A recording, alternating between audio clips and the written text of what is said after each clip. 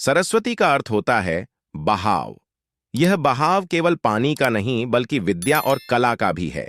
यही वजह है कि इन्हें विद्या और कला की देवी भी कहा जाता है। सरस्वती के द्वारा विज्ञान, संगीत और कविताओं की रचना की गई है। ऋग्वेद में सरस्वती को दैवीय नदी की भी संज्ञा दी गई है।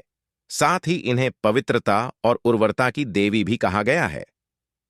सरस्वती को अन्य नामों से भी पुकारा जाता है, जिनमें भागेश्वरी, शतरूपा, ब्राह्मी, पृथुदर, बकदेवी, बिरज, शारदा आदि प्रमुख हैं। हिंदू धर्म से जुड़े पौराणिक इतिहास पर नजर डालें तो कई ऐसी कहानियां सुनने को मिल जाएंगी जिनसे अभी तक आम जन वाकिफ नहीं है। विस्तृत इतिहास होने की वजह से कुछ घटनाएं छूट जाती हैं तो कुछ नजरअंदाज कर दी जाती हैं। इन्हीं कहानियों में से एक है सृष्टि के रचयिता ब्रह्मा का अपनी ही बेटी के साथ विवाह करने की घटना। ये बात तो हम सभी जानते हैं कि त्रिदेव के हाथों में ही इस सृष्टि की बागडोर समाहित है। ब्रह्मा के पास सृष्टि की रचना का दायित्व है तो विष्णु के पास संरक्षण का। वहीं देवों के देव कहे जाने वाले महादेव शिव को विनाश का जिम्मा सौंपा गया है। इसी विनाश के बाद फिर से शुरू होता है सृजन का चक्र।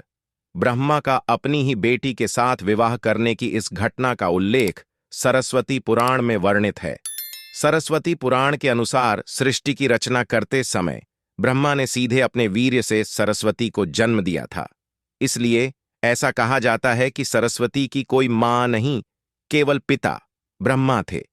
सरस्वती को विद्या की देवी कहा जाता है, लेकिन विद्या की यह देवी बेहद खूबसूरत और आकर्षक थीं कि स्वयं ब्रह्मा भी सरस्वती के आकर्षण से खुद को बचाकर नहीं रख पाए और उन्हें अपनी अर्धांगिनी बनाने पर विचार करने लगे।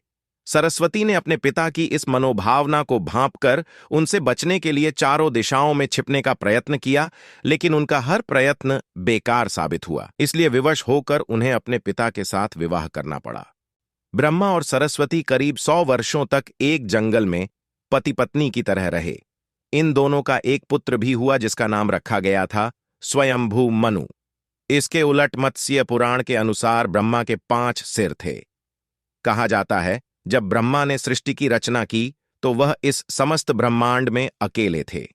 ऐसे में उन्होंने अपने मुख से सरस्वती, सांध्य, ब्राह्मी को उत्पन्न किया। ब्रह्मा अपनी ही बनाई हुई रचना सर्वस्ती के प्रति आकर्षित होने लगे और लगातार उन पर अपनी दृष्टि डाले रखते थे। ब्रह्मा की दृष्टि से बचने के लिए सरस्वती चारों दिशाओं में छिपती रहीं, लेकिन वह उनसे नहीं बच पाईं। इसलिए सरस्वती आकाश में जाकर छिप गईं, लेकिन अपने 5वें सिर से ब्रह्मा ने उन्हें आकाश में भी खोज निकाला और उनसे सृष्टि की रचना में सहयोग करने का निवेदन किया। सरस्वती से विवाह करने के पश्चात सर्वप्रथम मनु का जन्म हुआ।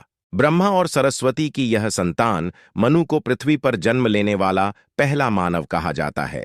इसके अलावा मनु को वेदों, सनातन धर्म और संस्कृत समेत समस्त भाषाओं का जनक भी कहा जाता है। प्रजापति ब्रह्मा का अपनी ही पुत्री के प्रति आकर्षित होना और उसके साथ संभोग करना अन्य सभी देवताओं की नजरों में अपराध था। सभी ने मिलकर पापों का सर्वनाश करने वाले शिव से आग्रह किया कि ब्रह्मा ने अपनी पुत्री के लिए यौनाकांक्षाएं रखीं, जो कि एक बद्धा पाप है। ब्रह्मा को उनके किए का फल मिलना ही चाहिए। क्रोध में आकर शिव ने उनके 5वें सिर को उनके ढाढ़ से अलग कर दिया था। शिव पुराण के अनुसार ब्रह्मा के सर्वप्रथम 5 सिर थे, लेकिन जब अपने 5वें मुख से उन्होंने सरस्वती, जो कि उनकी पुत्री थी, को उनके साथ संभोग करने के लिए कहा, तो क्रोधावश सरस्वती ने उनसे कहा कि तुम्हारा यह मुंह हमेशा अपवित्र बातें ही करता है, जिसकी वजह से आप भी विपरीत ही सोचते हैं। इसी घटना के बाद एक बार भगवान शिव अपनी अर्धांगिनी पार्वती को ढूंढते हुए ब्रह्मा के पास पहुंचे, तो 5वें सिर को छोड़कर उनके अन्य सभी मुखों ने उनका अभिवादन किया, जबकि 5वें मुख ने अमंगल आवाजें निकालनी शुरू कर दी। इसी कारणवश क्रोध में आकर शिव ने ब्रह्मा के 5वें सिर को उनके धड़ से अलग कर दिया। तो दोस्तों, वीडियो अगर पसंद आया हो तो वीडियो को लाइक और चैनल को सब्सक्राइब कर दे।